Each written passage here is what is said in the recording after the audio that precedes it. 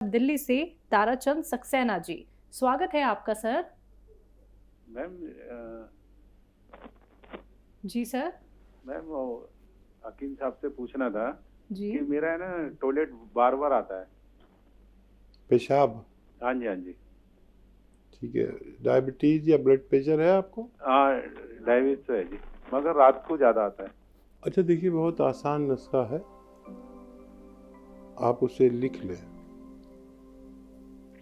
देखिए एक दवा या एक घरेलू नुस्खा है, दो दवाएं बता रहा हूँ। ये एक दवा है बहुत मशहूर, लाजवंती, 50 या 100 ग्राम ले लें, लाजवंती। और एक दवा है जो घरेलू चीज़ है, अलसी, आप जानते ही होंगे।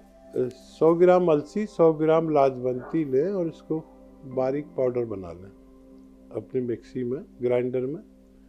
और इसका तकरीबन आधा चम्मच या उससे भी कम दूध में मिला दें तो बहुत अच्छा। 1 कप दूध में मिला दें और एक चुटकी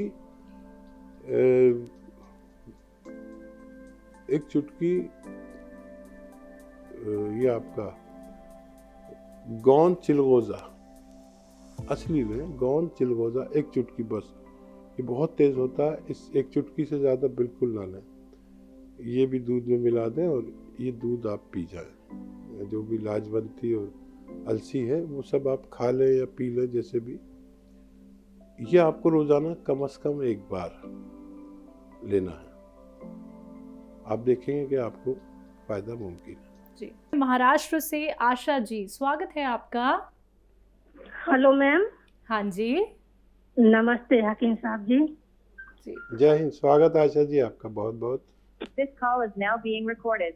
सर, मैंने पिछले मंडे को आपसे बात की थी। वो मेरे मुंह में छाले और घाव वगैरह हो गए थे, इसके लिए आपने मल्टीविटामिन और आयरन के इंजेक्शन बताए थे।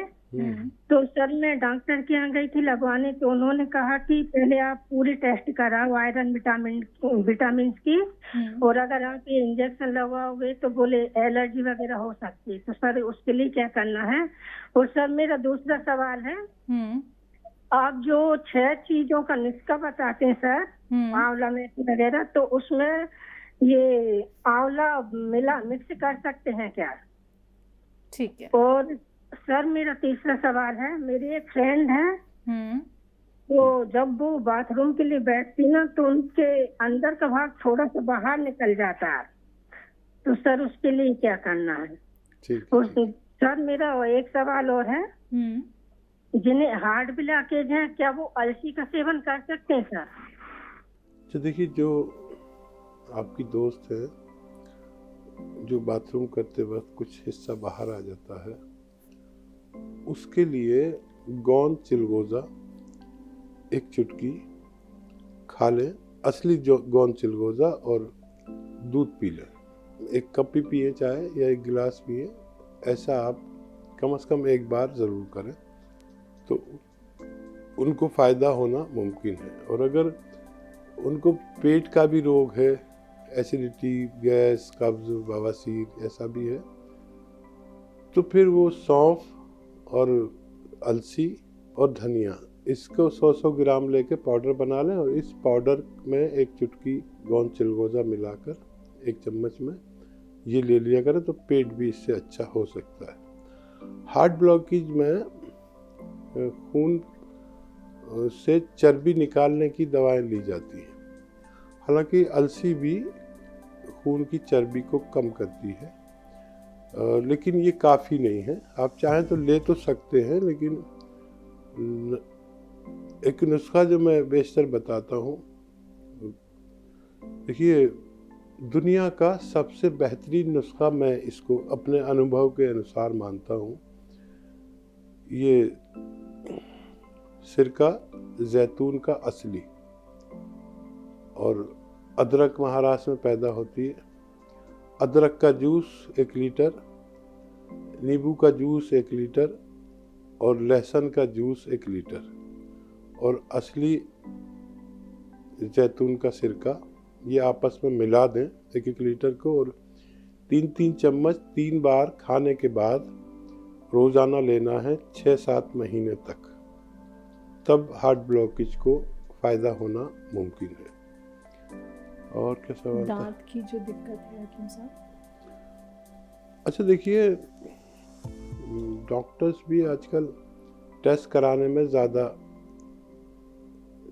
इंटरेस्टेड होते हैं, क्योंकि ऐसे टेस्ट में कुछ कमीशन भी उनको आ जाता है, और टेस्ट अगर ज़रूरी हो तो कराना चाहिए।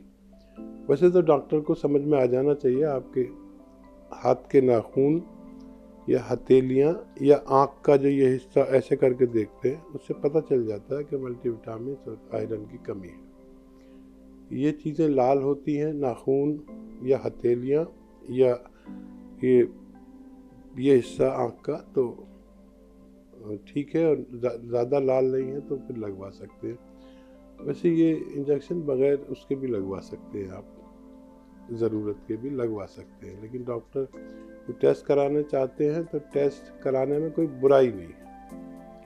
और कभी कभी टेस्ट होना चाहिए हमारा, कि हमारे खून में क्या क्या कमी है, क्या क्या ज़्यादा है, तो उससे भी कोई ज़्यादा फर्क नहीं पड़ता, तो आप टेस्ट करा कर भी लगवा सकते हैं। और क्या सवाल है? एक आंवले का पूछा था, 6 चीज़ों के अंदर आंवले का इस्तेमाल। हाँ, आपको वो 6 चीज़ों के मिश्रण में आंवला भी अगर ज़रूरत हो तो उसकी बराबर की तादाद में मिला सकते हैं। स्वागत है आपका मैम।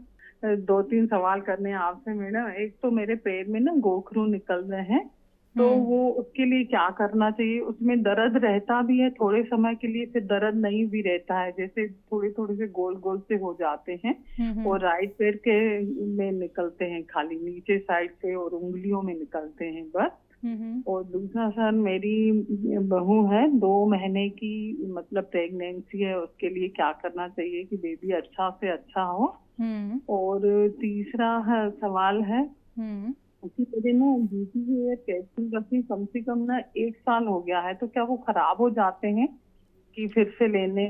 और डब्बा खोल चुके हैं, beauty be for beauty capsule रखे हुए हैं, ठीक एयर, तो उसको मतलब डब्बा पहले खोल चुके हैं, थोड़े से ले चुके थे, तो फिर बीच में छूट गए थे, कहीं गए थे, तो उसको फिर भी यूज ले आ सकते हैं क्या? ठीक है। और देखिए, डिब्बा अगर आपने एयर टाइट रखा है तो उसकी जो डेट ऑफ एक्सपायर होती है वो 2 साल कम से कम होती है, 24 महीने। वैसे होती तो 3 साल है, यानी 36 महीने, लेकिन हम 2 ही साल लिखते हैं ताकि लोग इसको अव्वल वक्त में इस्तेमाल कर लिया करें। तो अभी अगर आपने सही से रखा है तो वो खाने लायक हो सकते हैं। और पेट में गोखरू? पेट में नहीं, पैर में। पैर में, ठीक है। क्या होता है गोखरू हकीम साहब? गोखरू जो उंगलियों में गांठे गांठे सी हो जाती है जी, जो जिसे वो कहते हैं ठेठ पड़ जाना, जैसे हाथों में होती है ना यहाँ पर मर्दों जी के। जी जी जी। तो ये गोखरू इस तरह के होते हैं। देखिए, मैदा या आटा देसी घी में गूंद लें, थोड़ा सा या ज़्यादा गूंद के रख लें, फ्रिज में रख देना। मैदा या आटा, अच्छा आटा जितना हो, जैसे 100 ग्राम आटा लेते हैं तो 100 ग्राम ही इसमें घी मिला दें, और 100 ग्राम ही इसमें हल्दी मिला दें, और खूब गूंद लें, ये पीला पीला हो जाएगा। और जहाँ जहाँ गोखरू है वहाँ पर इसको बांध कर, इसको रख कर गोखरू पर, ऐसे जैसे गोखरू है इस पर रख कर, और इसे पैक कर दें टेप से। पहला कपड़ा लगाएं, फिर उस पर टेप लगा लें, क्योंकि ये पीला भी है, इसलिए ऐसे टेप करें कि आपके कपड़े ख़राब ना हो, बेड ख़राब ना हो। और इसे ऐसे ही रहने दें। इसे चाहें तो आप इसे रोज़ाना बदल भी सकते हैं, या 2 दिन में बदल सकते हैं इसको, लेकिन ये इसमें खूब घी मिला होना चाहिए। तो ये गोखरू की एक ज़ात बड़ी ख़राब है कि जब भी हम इसे किसी चीज़ से काटते हैं या इसे कुरेद कर निकालते हैं तो ये फिर निकल जाता है। और अगर हम इसे ये नुस्खा जो मैंने बताया इसे बांध के रखेंगे तो ये अपने आप वो जड़ छोड़ता है, अपने आप अपनी जड़ छोड़ना शुरू कर देता है। लेकिन आप अपने इसे नोच के, कसूट के या किसी चीज़ से कुरेद के ना निकालें। ये अपनी जगह अपना आप छोड़ेगा और ये बाहर आ जाएगा। आराम से इसे बाहर आने दीजिए, फिर आप अच्छे हो सकते हैं। जी। और इनकी जो बहू हैं वो 2 मंथ्स प्रेग्नेंट हैं, तो बच्चा हष्ट पुष्ट हो उसके लिए नुस्खा?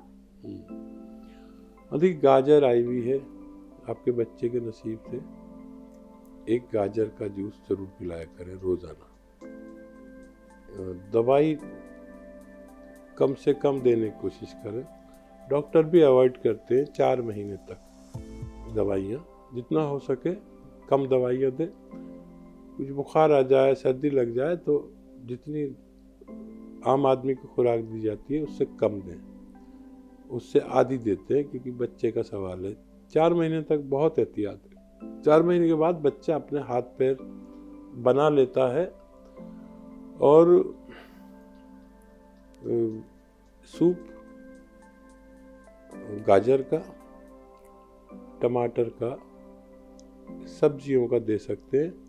लेकिन किसी में भी पपीता इस्तेमाल ना करें, न कच्चा पपीता न पक्का। एक अगर आप मांसाहारी हैं तो कबाब न खिलाएं, सीख के कबाब। सीख के कबाब में एक चीज़ डली होती है जिसे सर्द चीनी कहते हैं। सर्द चीनी गोश्त को काटती है, गुलाती है, गलाती है। तो सीख के कबाब ना खाएं अगर आप इसके शौकीन हैं, यानी मांसाहारी हैं तो। और मछली खिला सकते हैं। पपीता और हल्दी से परहेज़ कराएं, सीख कबाब से परहेज़ कराएं। और जो भी चीज़ देने की कोशिश करें ओरिजिनल हो। जैसे सेब है, सेब का जूस पिला सकते हैं, सेब खिला सकते हैं। अमरूद आए हुए हैं, अमरूद खिलाएं, अच्छे किस्म के अमरूद खिलाएं। फ्रूट में शरीफा खिलाएं। शरीफा बहुत फ़ायदेमंद है ऐसे बच्चों के लिए जो अभी पेट में हैं। और ये सब चीज़ें खिलाया करें, केमिकल से पाक चीज़ें खिलाएं। और हमारे यहाँ तो कभी ऐसा होता है तो ऑर्गेनिक चीज़ें मंगाते हैं, हालांकि वो महंगी बहुत मिलती हैं, लेकिन हम अपनी बहुओं को खिलाते हैं। वो लगती भी अजीब सी है, लेकिन ऑर्गेनिक चीज़ें यानी खाद्य से जो ऐसे रसायन जो नुकसान देने वाले हैं उससे पाक होती हैं। मेरी दुआ रहेगी कि बच्चा सही और सालिम पैदा हो और आप हमें खुशखबरी दें, चाहे कुछ दिन बाद ही सही। आप हमसे जुड़े रहिए। आपका अंदाज़ बात करने का बहुत अलग है, ऐसा है जैसे कोई टीचर बात करती है अपने बच्चों से, हमसे आप ऐसे बात करते हैं।